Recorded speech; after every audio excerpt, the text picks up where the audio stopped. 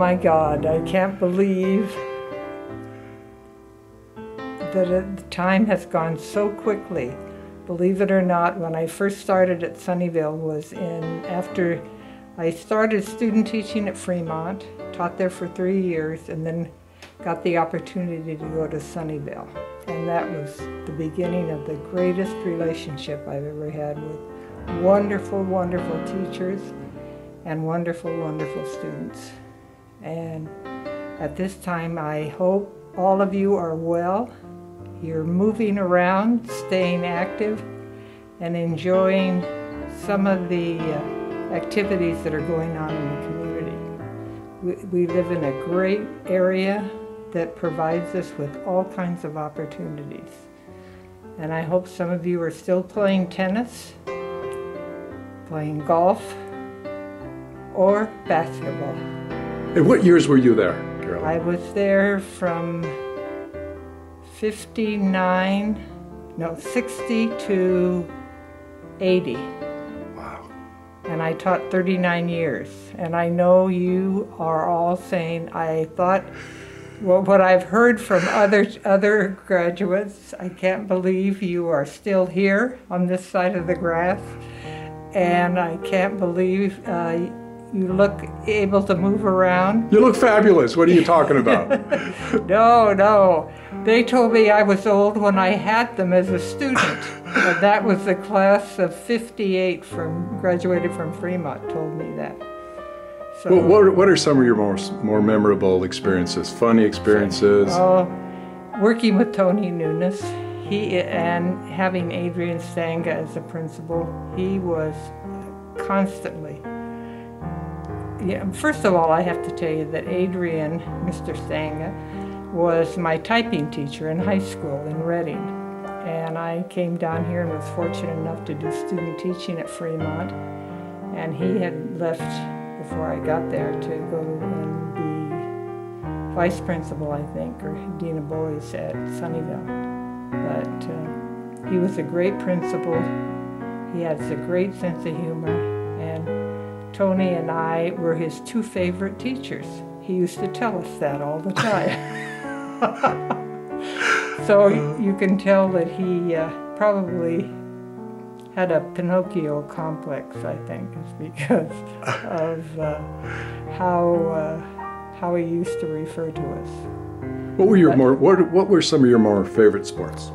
Basketball for girls and badminton. And I started out doing tennis, and then I went to badminton, and those were my two favorite. Tell us, summarize from when you were like 12, 13, 14, what high school and what colleges? Okay, I grew up in Redding, California, gateway to the Shasta Cascade Wonderland, Mount Shasta, Shasta Lake, Shasta Dam, and as a result, I did a lot of swimming and was pretty active outdoors. Played tennis a lot, and when I graduated from Shasta High School, I went to San Jose State, and there I majored in physical education.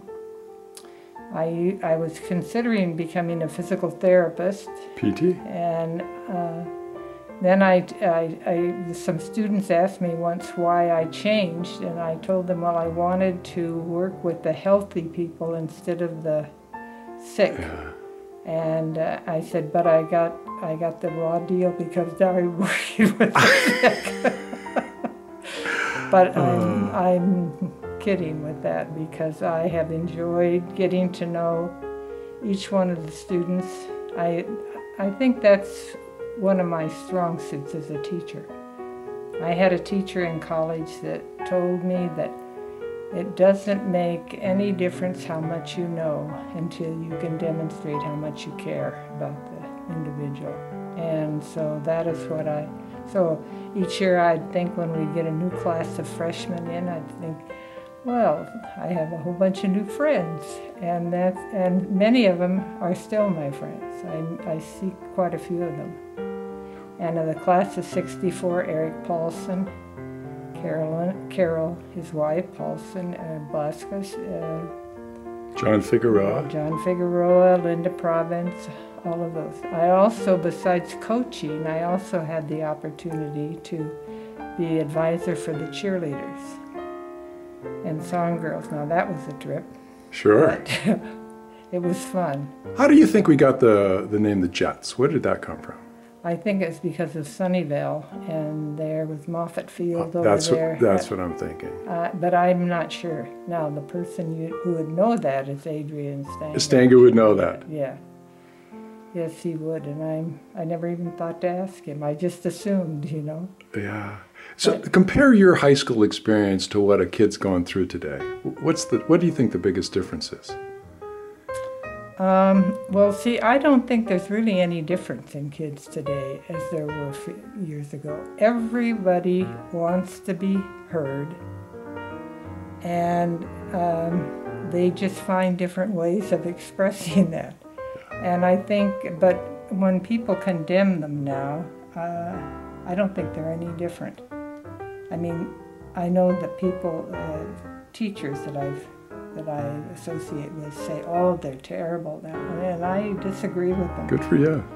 Because I think everybody's at the same age. They're all trying to find their way, and they're looking for somebody to help them. So on Facebook I've read about some of the girls complaining about the bathing suits that they had to wear. Oh, that got the biggest laugh so far. Well, they were something else. Describe them. Terrible. That's the only way I could describe them. In fact, though, if you look back a few years to in the 1925, I have a friend whose dad was on a swim team and was competing. And this was in college. And he wore a suit that looked very similar because it was a full body. The pantaloons, yeah. Well, no, not with pantaloons, but it looked, they didn't have pantaloons. But yeah, I know that, or the leotards they had to wear for modern dance. That was another complaint they had. So looking back, any regrets on your life? None whatsoever. In fact, I probably would still be teaching, but my mother became ill in 2000, and so I decided to quit and go and take care of her. Well done. And but I really enjoyed every minute. In fact, I did do some long-term subbing for Dave Vieira at Monte Vista and Ed Sakas, who was the swim coach there, and enjoyed those kids too. So that's... And you've lived in the city of Saratoga now how long? Since 1968. In the same house? Yeah. In the same gorgeous house, by the way. Tremendous, tremendous home overlooking the hills. Yeah. So again, what would you like to say to the class? All classes from Sunnyvale, from 56 to 81. Yeah. How special was it to be a Jet? It was really special. And I don't know where it got started. I think it got started with Marty Matheson and Adrian Stanger. But I felt that we had one big happy family, was what it was.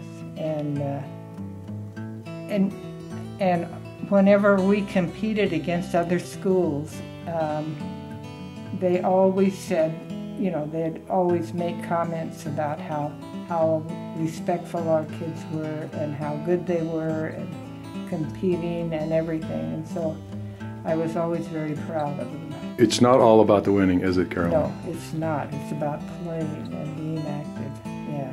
So would any student ever refer to you as Carolina, or was it Miss Buszdieker? No, it was Miss Buzz or Buzz. Miss Buzz was usually. But they would also refer to me as Budweiser and Bush Digger and all kinds of things. But, so what were some of the comical things that the teachers would say on break? I mean, when they would talk about kids. I mean, we want to know these things. You want to know those comical things. I really can't think of any right now. I mean, it's difficult for some kids because some are more athletic than others, and some are more team oriented. But did you sometimes look at the person that needed help and maybe take them under your wing? Or Yes, yes. In fact, I had a young lady on the badminton team. Her name was Leslie Mendiola, and she was probably 4'9", tiny. And when she came out for the team, her older sister was on the team. And she said to me after, when we were driving up to Berkeley to compete in the Northern California Championship. wow. Yeah, she said to me, Miss Buzz, I have a question I want to ask you, and I don't want to offend you, but would you be willing to tell me what you thought about me when I couldn't drop the shuttle and hit it? And that was true. She said, did you just keep me around for laughs? And I said, yes. But I said, no, Leslie, because I knew that you would get the eye-hand coordination. But that's true. Things have changed since the 50s. Oh, yeah, because kids aren't, in the 50s, when we started, they had to take PE for 4 years. Right. So we would see, they'd come in as frightened freshmen. Right. Then they would be know-it-all sophomores. Okay. And then they would graduate to juniors who were kind of getting their act together and deciding what they want to do. And then as seniors, they were these young adults that were leaving. Yeah, creating young adults. And I mean, we used to have a GAA banquet every year. And GAA was the Girls Athletic Athletic Association. And anyway, there was a young lady I'll never forget because she came in as this frightened little girl and left as this sophisticated young woman who went on to be a very talented research doctor up in San Francisco. How does that make you feel? Oh, wonderful. Truly wonderful. That's the reward, isn't it? Yes, that is. I mean, there's nothing like taking a kid that is so frightened that they can't let go of the side of the pool, and then having them get to the other side. And when they come up and they know they've made it, the expression on their face is worth hours of preparation. There's a lot of symbolism in there. Yeah. Yeah. Really And you would never let them sink. No. You jump in. Have you ever had to jump in and save anybody? No. Remember when we had to jump off the high dive to graduate? Well, that's something that the men must have put in because nobody else had to do that. Oh, interesting. Okay. Now we're finding these things out in 2014. No, all they had to do was be able to swim across the pool and tread water for a few minutes. If somebody didn't know you and they were gonna, you were gonna describe yourself, how would you describe yourself? Sum up. Well, I think somebody might say I was a rabble-rousing goof-off. I would love to be that. But I just always was looking for a good time. And I have to admit that I was a big tease. And I learned it from the master, Tony Nunes. And a few others that were there. And Doug Boyd. He's still around, yeah. He was a big We sadly lost Mr. Mesa. Oh, yes. Yeah. What a wonderful man he was, yeah. We used to all go over to the beach gathering mussels on a low tide. Nice. And we'd cook them in there. It was wonderful.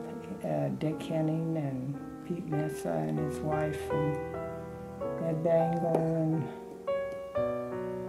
I think the students at Sunnyvale High had some pretty good instruction. I mean, some pretty stellar. Yeah, teachers. Excellent teachers. Yeah, you've named a few. Anyone else? Anyone others you can think of? Well, Edith Stewart, the English teacher. I mean to tell you, she'd scare me. and Betsy Haley was the dean of girls. I can tell you.